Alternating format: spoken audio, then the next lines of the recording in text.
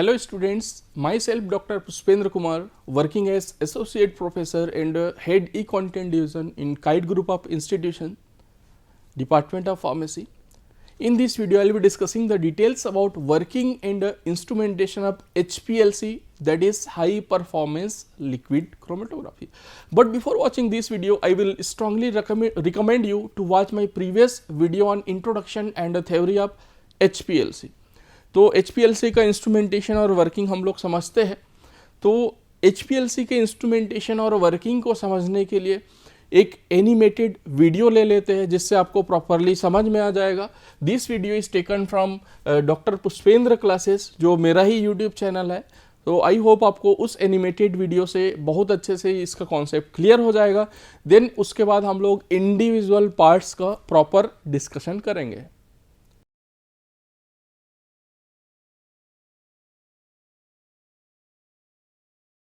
Hello friends, in this animation I am going to explain about instrumentation and the working of HPLC.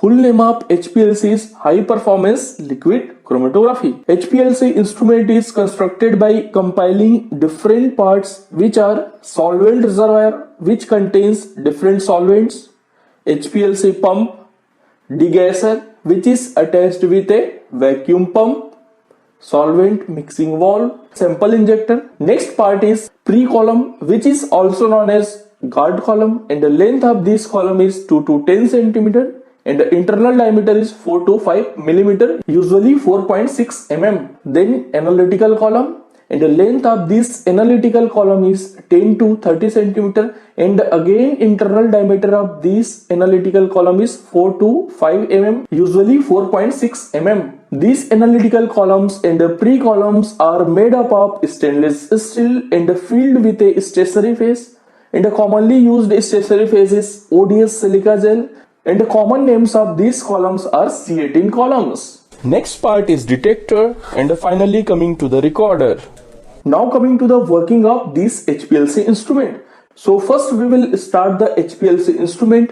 Then all parameters will be entered by the help of available HPLC software, and these parameters are solvent ratio, flow rate, run time, type of elution, etc.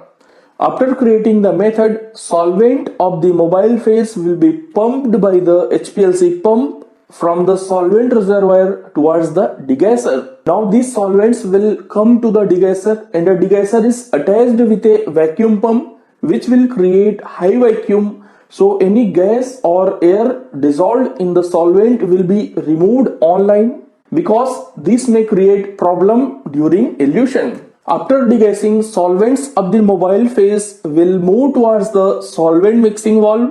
In the solvent mixing valve, mixing of the solvents takes place, which will help to produce uniform mobile phase. Now this mobile phase will run towards the pre-column or guard column. So this guard column will remove any kind of impurity present in the mobile phase and protects analytical column from the impurities. In next step, mobile phase will further move towards the analytical column, then detector. In this condition, blank mobile phase will be run for 10 minutes at least, which gives proper conditioning of the HPLC instrument.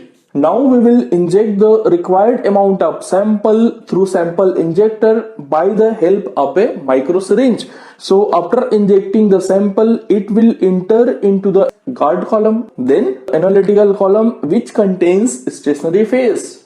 Due to the difference in the affinity with stationary phase, compounds present in the sample will be separated inside the column and reaches to the detector and gives signals in the detector. Compounds having least affinity with stationary phase will reach to the detector first, which is indicated by green color. Then moderate affinity compound will reach to the detector, which is indicated by yellow color.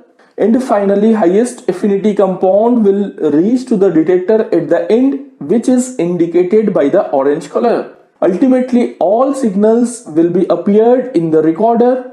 Thank you.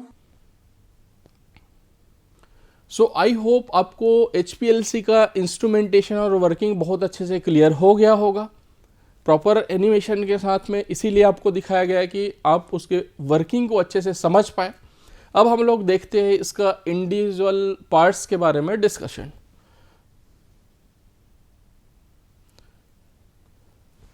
So first one is solvent reservoir. Solvent reservoir क्या होता है? Solvent reservoir होता है हमारा, दो type का solvent reservoir होता है। First one is binary system, जिसमें सॉल्वेंट रिजर्वायर दो होते हैं। जो सॉल्वेंट एक्चुअली में बॉटल होता है, तो इसमें दो सॉल्वेंट रिजर्वायर होते हैं। और एक दूसरा हो जाता है हमारे पास क्वाटरनरी सिस्टम। तो क्वाटरनरी सिस्टम में हमारे पास 4 सॉल्वेंट रिजर्वायर होता है। इसमें 2 होता है, इसमें 4 होता है। अब यहाँ पर 2 या फिर 4 रिजर्वायर का क्या मतलब है? इसका मतलब ये है कि सिंपली हम लोग देखेंगे 2 रिजर्वायर है, जो आपका एनिमेशन था उसमें भी 2 ही दिखाया गया था। तो इस तरीके से मान लो ये 2 सॉल्वेंट रिजर्वायर है, तो इसमें से सॉल्वेंट आएगा और इसमें से सॉल्वेंट आएगा। मान लो ये हमारे पास रिजर्वायर 1 है, ये मान लो हमारे पास 2 है। तो 1 में से हो सकता है कि आप 70% लेना चाहोगे सॉल्वेंट। मान लो 1 में आपके पास मेथेनॉल है, 2 में मान लो आपके पास एसीटोनाइट्राइल है, तो इसका 30% लेना चाहोगे। तो ऐसे भी पॉसिबल होता है। या फिर इसका 1 वाले का 80% ले रहे हो, 2 वाले का 20% ले रहे हो। जितना भी आप रेशियो दोगे उसके हिसाब से HPLC इंस्ट्रूमेंट उसको सेट कर देगा और उतना ही सॉल्वेंट वो आगे भेजेगा। अब इसी में हम लोग बात करते हैं क्वाटरनरी सिस्टम की। तो क्वाटरनरी सिस्टम में क्या होता है? यहां पर 4 सॉल्वेंट रिजर्वायर होता है। 4 सॉल्वेंट, ये 3rd हो गया और उसके बाद ये हो गया 4th, ये 4th। तो अब इस केस में क्या होगा? यहां पर 2 और आ गया। तो यहां पर मान लो फर्स्ट वाले से 10% ले रहे हो, सेकंड वाले से 20% ले रहे हो, थर्ड वाले से आप मान लो ये 30% ले रहे हो। तो 30 + 20 50 + 10 ये हो गया 60% टोटल, और फोर्थ वाले से आप 40% ले रहे हो। इस तरीके से टोटल सब मिला करके 100% हो गया। तो इसमें एक साथ आप 4 सॉल्वेंट यूज कर सकते हो और 4 सॉल्वेंट आकर के एक साथ मिक्स हो जाएगा और वो एज ए मोबाइल फेस काम करेगा और फर्दर कॉलम में जा करके उसका इल्यूशन बहुत अच्छे से हो जाएगा। हम लोग जनरली प्रीफर करते हैं 2 सॉल्वेंट का यूज़ करना, लेकिन कई बार 2 सॉल्वेंट से प्रॉपर सेपरेशन नहीं हो पाता है, तो हमको 3 या फिर 4 सॉल्वेंट भी यूज़ करना पड़ता है।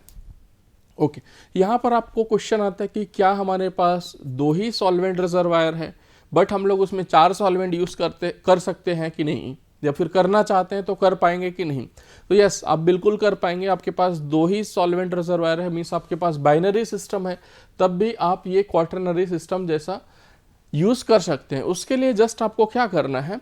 उसके लिए आपको करना है कि ये जो भी प्रोपोर्शन है, मान लो हमने लिखा एक का 10% ऑफ ए है, 20% ऑफ बी है, 30% ऑफ सी है और 40% ऑफ डी है। तो उसमें आपको क्या करना है? स्टार्टिंग में ही एक बाहर में ही आप सॉल्वेंट बना लो और उस सॉल्वेंट में इसी रेशियो में आप मिक्स कर लो सॉल्वेंट को, और उस सॉल्वेंट को ए और बी में सिमिलर सॉल्वेंट फिल कर दो। तो अल्टीमेटली इस चारों का मिक्सचर रहेगा और बाद में भी जाकर के वो मिक्सिंग ही तो हो रहा है, तो आप उसको पहले से ही मिक्स कर लो। ए और बी में यही जो मिक्सर है, सेम मिक्सर ए में भी फिल कर दो और बी में भी फिल कर दो, क्योंकि आपके पास बाइनरी सिस्टम है। तो ए का उसके बाद 50% दे दो, बी का 50% दे दो, तो सॉल्वेंट तो वही है। इसका मान लो 1 ml पर मिनट का फ्लो रेट है आपका, तो इधर से 0.5 ml आ जाएगा ए वाले रिजर्वायर से, बी वाले से 0.5 ml, दोनों 1 ml हो गया और दोनों सॉल्वेंट तो सेम ही है। तो अल्टीमेटली आपको उसका मिक्सर मिल जाएगा। इसमें क्या होगा? आपने पहले से ही मिला लिया HPLC में जाने के पहले, और ये जो क्वाटरनरी सिस्टम है उस कंडीशन में आपका क्या होगा? मिक्सिंग क्या होता है, जो HPLC मिक्सर है वहीं पर जाके होगा। तो इसमें कोई डिफरेंस नहीं, मतलब उतना ज़्यादा डिफरेंसेस नहीं आएंगे। इसमें क्या होगा? आपने सॉल्वेंट ज़्यादा बना लिया तो हो सकता है सॉल्वेंट वेस्ट हो जाए और उसमें जितना यूज़ होना है उतना ही यूज़ होता है, बस यही चीज़ है। बट आपके पास बाइनरी है तो उसको एज ए क्वाटरनरी भी आप यूज़ कर सकते हो, there is no problem. Next, solvent will flow through a tube made up of PTFE। तो जो सॉल्वेंट फ्लो हो रहा था, जो आपने एनिमेशन देखा कि ऐसे करके आ रहा था, वो सॉल्वेंट जिस पाइप से आ रहा था वो PTFE का होता है। PTFE का फुल फॉर्म होता है पॉली टेट्राफ्लोरोइथाइलीन। इसको सिंपल वर्ड में बोलते हैं हम लोग टेफ्लॉन। टेफ्लॉन सबको पता होगा, टेफ्लॉन का पाइप यूज होता है उसमें। Internal diameter of this tube is 1/8 inch. Sometimes tube contains stainless steel filter of 2 micrometre pore size. तो इसका जो इंटरनल डायमीटर होता है जो पाइप का, उसका 1/8 इंच होता है। कई बार उसमें क्या होता है, स्टेनलेस स्टील का फिल्टर होता है, जिससे सॉल्वेंट में जो भी इम्प्योरिटी यदि प्रेजेंट होगा वो फिल्टर आउट हो गया। Although we are always using HPLC grade solvent, but वहां पर 2 माइक्रोमीटर का फिल्टर होता है, तो उसमें कोई भी इम्प्योरिटीज आ रहा है, फिर रिजर्वायर में कोई इम्प्योरिटी हो रहा है, जो आ रहा होगा वहां पर, तो वहीं पर रुक जाता है, तो वो बहुत फायदेमंद होता है। Next point is HPLC grade solvents। तो HPLC grade solvents are used in HPLC grade solvents are used in highly pure। HPLC grade solvent हम लोग यूज करते हैं जो हाईली प्योर होता है।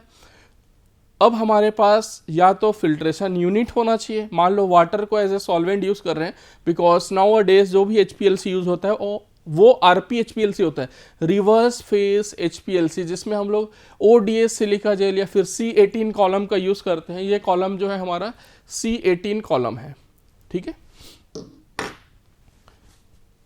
तो ये जो हमारा HPLC ग्रेड सॉल्वेंट है, मान लो वाटर को एज ए सॉल्वेंट यूज करना है, तो 0.45 micrometer filtered by Millipore filtering for HPLC water.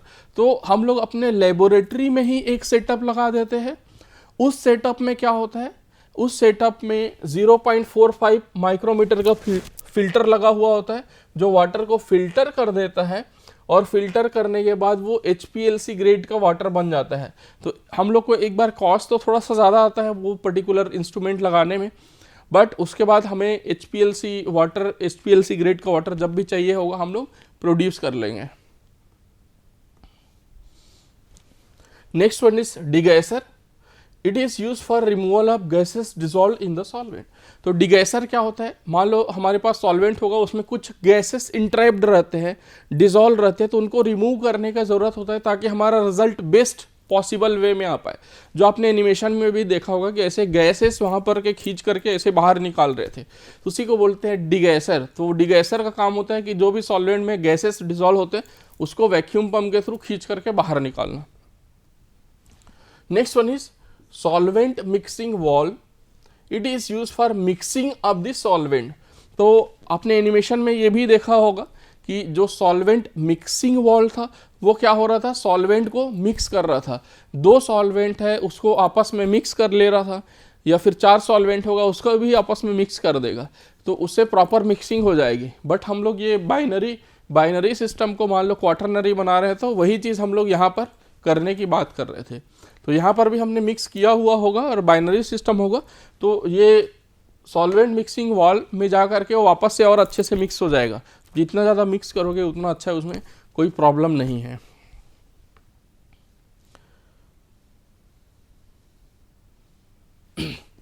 Next one is HPLC pump. ये बहुत इंपॉर्टेंट रोल प्ले करता है कि हम लोग HPLC पंप कौन सा यूज करते हैं।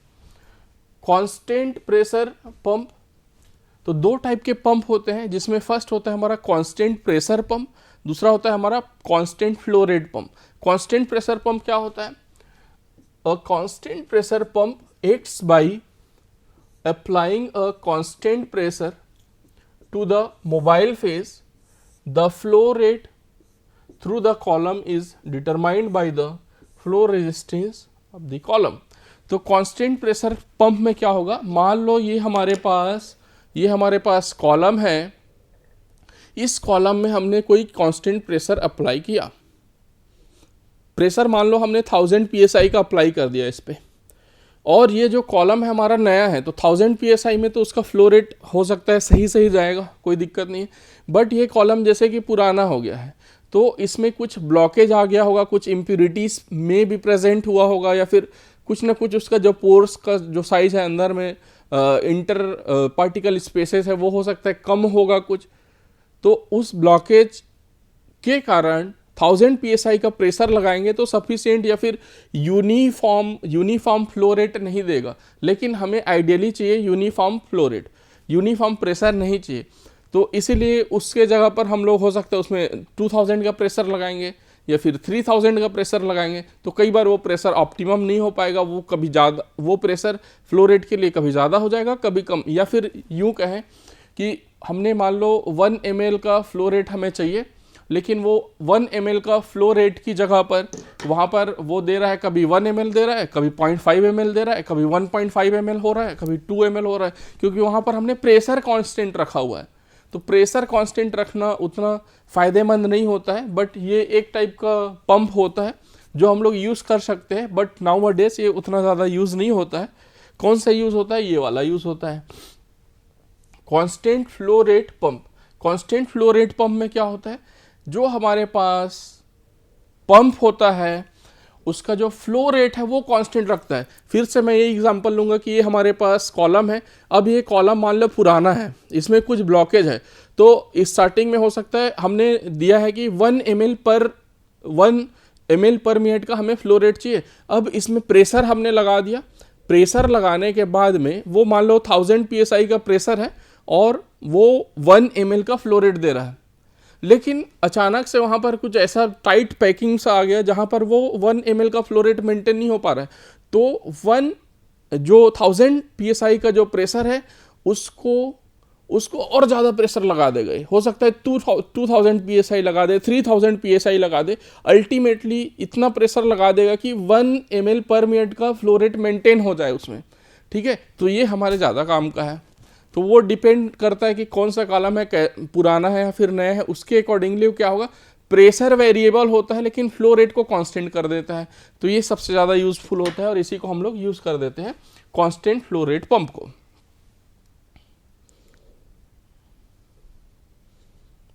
Next one is pre column और गार्ड कॉलम। ये बड़ा इंपॉर्टेंट चीज़ है। प्री कॉलम या फिर गार्ड कॉलम क्या होता है?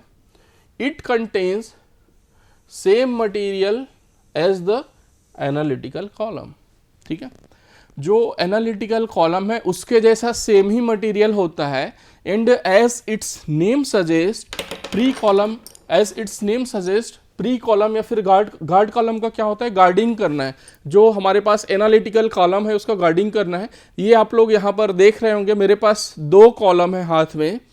तो गार्ड का काम क्या होता है? जैसे कि आप चेस खेलते हो, शतरंज, तो उसमें पीछे क्या होता है? पीछे आपके पास किंग होता है, क्वीन होता है, जो भी बड़े जो भी होते हैं, हाथी, घोड़ा, ऊंट, कैमल, पता नहीं क्या क्या होते हैं, लेकिन सामने में क्या रहते हैं? प्यादे रहते हैं। तो सामने से कोई आता है तो मरता कौन है? प्यादा मरता है। तो वैसे ही ये प्यादा जैसा ही काम करता है, गार्डिंग का काम करता है। इसमें से पहले जो भी हमारे पास मोबाइल फेस होगा या फिर कुछ भी इंजेक्ट करेंगे तो सबसे पहले इस गार्ड कॉलम से होकर के जाएगा। इसका क्या होता है? इसका हाइट भी छोटा होता है और इसमें जो इसका जो कॉस्ट है वो भी कम होता है। तो खराब होगा, कुछ भी हमारे पास उल्टा सीधा चीज़ हमारा इंजेक्ट हो गया तो खराब होगा, तो पहले क्या होगा? ये हमारा गार्ड कॉलम खराब होगा, इसमें से होकर के इम्प्योरिटीज या जो भी है इसमें रुक जाएंगे और एनालिटिकल कॉलम हमेशा बचा रहेगा और इसकी लाइफ बढ़ जाएगी।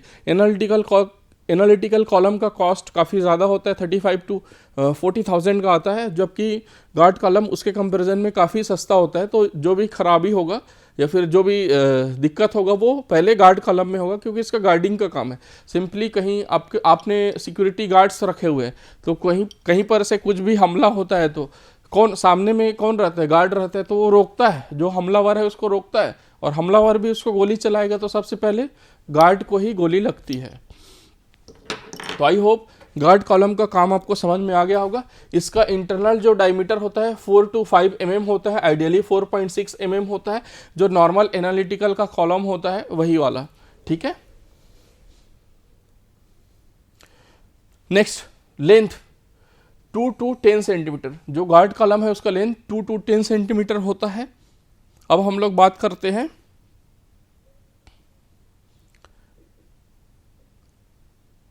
सैंपल इंजेक्टर की। तो सैंपल इंजेक्टर क्या होता है? 2-3 टाइप के सैंपल इंजेक्टर होते हैं, जिसमें हमारे पास फर्स्ट होता है सेप्टम इंजेक्टर्स। सेप्टम इंजेक्टर्स क्या होता है? They usually permit the introduction of the sample by a high pressure syringe through a self sealing elastomer septum. तो सेप्टम इंजेक्टर में क्या होता है, एक टाइप का सेप्टम होता है और इंजेक्टर को जब हम लोग इंजेक्ट करते हैं, मान लो ये हमारे पास ये इंजेक्टर है, ये पेन एक इंजेक्टर का काम करता है। तो ये सेप्टम इंजेक्टर में क्या होता है, ये जाता है और इस तरीके से ऐसे सील हो जाता है और सील होने के बाद उसको हम लोग इंजेक्ट कर देते हैं सैंपल को, और ये जब बाहर निकलता है ऐसे करके इंजेक्टर, तो ये वापस से ऑटो सीलिंग हो जाती है। यहाँ पर वो रबर का इलास्टोमर का बना होता है सेप्टम, इसीलिए। ठीक है, तो ये एक टाइप हो गया हमारे पास इंजेक्टर का। दूसरा टाइप क्या होता है, स्टॉप फ्लो सेप्टमलेस इंजेक्शन। तो स्टॉप फ्लो सेप्टमलेस इंजेक्शन क्या होता है, the flow of the mobile phase through the column is stopped for a while, and when the column reaches an ambient pressure, the top of the column is opened and the sample is introduced at the top। तो यहाँ पर आप देख रहे हैं कि यहाँ पर मेरे हाथ में एक कॉलम है। अब इसमें हम लोग इस इंजेक्टर का यूज़ करेंगे, तो कॉलम में पहले मोबाइल फेस जा रहा होगा, ऊपर से मोबाइल फेस जा रहा होगा, तो उसमें क्या करेंगे, उसमें हम लोग करेंगे पूरा प्रेशर जनरेट हो जाएगा, तो उसका जो टॉप है उसको ओपन करेंगे। यहाँ पर एग्जैक्टली यहीं पर ओपन नहीं करते, वहाँ पर इंजेक्शन का अलग से पोर्ट होता है, और यहाँ पर हम लोग फिर अपना सैंपल इंजेक्ट कर देंगे। सैंपल इंजेक्ट करने के बाद इसको फिर क्लोज करेंगे और वापस से मोबाइल फेस का जो फ्लो है वो चलने लगेगा। तो यही होता है हमारा stop flow septumless injection. Next one is micro volume sampling valve. तो माइक्रो वॉल्यूम सैंपलिंग वाल्व क्या होता है, modern HPLC frequently make use of this valve which gives good precision and auto injection option. तो जो modern HPLC instrument आ रहा है उसमें क्या हो रहा है आज की डेट में ऑटोमेटिक सैम्पलिंग का ज़माना है। बहुत सारी मैनुअल चीज़ें क्या हो जा रही है, आउटडेटेड हो जा रही है। तो जब भी ऑटोमेटेड सैम्पलिंग करना होता है उस केस में हम लोग माइक्रो वॉल्यूम सैम्पलिंग वॉल्व्स का यूज़ करते हैं। उसमें ऑटोमेटिक सिरिंज होता है और वो वहाँ पर से जो हमारे पास सैम्पलिंग वायल्स होते हैं वहाँ पर से पर्टिकुलर चीज़ को, पर्टिकुलर सैंपल को ले लेता है और वो ऑटोमेटिकली इंजेक्ट कर देता है। ठीक है, तो ऑटोमेटिक जब होगा मशीन से, ठीक है, तो वो प्रेसिजन भी उसका हाई होता है और एक्यूरेसी भी हाई होता है।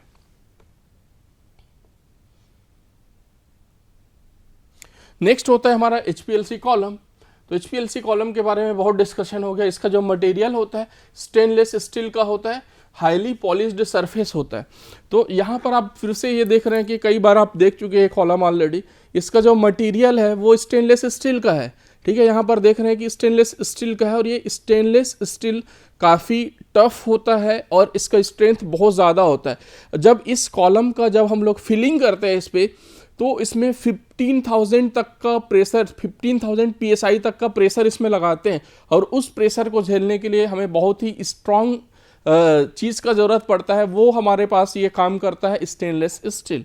इसलिए इसका जो आउटर मटेरियल है वो स्टेनलेस स्टील का बना हुआ होता है और ये हाईली पॉलिश्ड सरफेस होता है। मीन्स इसमें हमारे पास कोरोजन वगैरह होने के चांसेस बहुत कम रहते हैं। Next one is external diameter. तो इसका जो ये जो कॉलम होता है जो मैं बार बार आप लोग को दिखा रहा हूँ, इसका जो एक्सटर्नल डायमीटर होता है, बाहर का जो डायमीटर है वो होता है 6.35 mm, या फिर इसी को हम लोग बोल सकते हैं 0.25 इंचेस, 0.25 इंच। इंटरनल डायमीटर मतलब इसके अंदर का डायमीटर क्या होगा, 4 to 5 mm, यूजुअली 4.6 mm होता है। ये 4.6 mm का कॉलम है, इसका इंटरनल डायमीटर इतना होता है, बट 4 से 5 के बीच में हो सकता है। आइडियली 4.6 mm हम लोग लेते हैं। लेंथ 10 to 30 सेंटीमीटर इसका लेंथ होता है, यूजुअली 25 सेंटीमीटर होता है। तो जो हमारे पास एनालिटिकल कॉलम होता है 10 से 30 सेंटीमीटर तक का हो सकता है, आइडियली 25 सेंटीमीटर होता है। ये जो कॉलम आप लोग मेरे हाथ में देख रहे हो, ये हमारे पास 25 सेंटीमीटर का ही कॉलम है। इसको हम लोग फार्मास्यूटिकल इंडस्ट्रीज़ में और लेबोरेटरीज में, बहुत सारे जो ड्रग एनालिसिस लेबोरेटरीज है उनमें हम लोग यूज़ करते हैं। Next one is type of packing. So modern HPLC makes use of packing which essentially consist of small and rigid particles with a very narrow particle size distribution. Broadly speaking, three type of packing are invariably used in HPLC column. तो अलग अलग type का packing use करते हैं HPLC column के लिए.